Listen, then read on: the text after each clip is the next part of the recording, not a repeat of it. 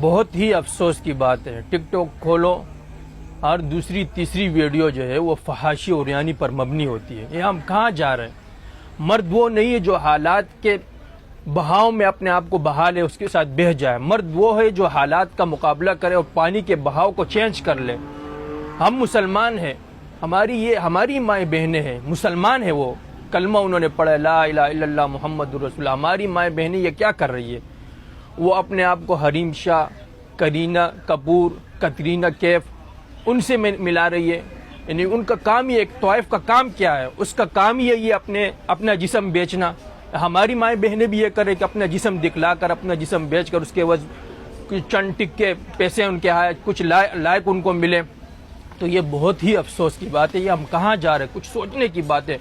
ان لوگوں کو بھی جن کی یہ بہنیں ہیں، جن کی بیٹیاں ہیں، ہم مسلمان ہیں۔ سورۃ المؤمنون 18ویں پارے کی آیت ہے، ان الذین یحبون ان تشیع الفاحشۃ فی الذین آمنوا لہم عذاب علیم۔ جو یہ چاہتے کہ مسلمانوں میں فحاشی پہلے، مومنین میں، ان کے لیے دردناک عذاب ہے۔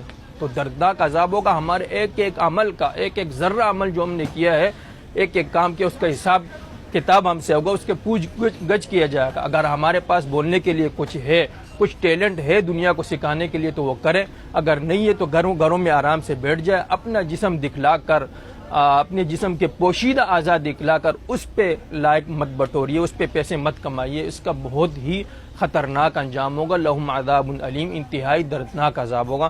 تو آج کی محفل میں اتنا ہی، اگلی ملاقات تک کے لیے اجازت دیجیے گا۔ اللہ حافظ، السلام علیکم ورحمۃ اللہ وبرکاتہ۔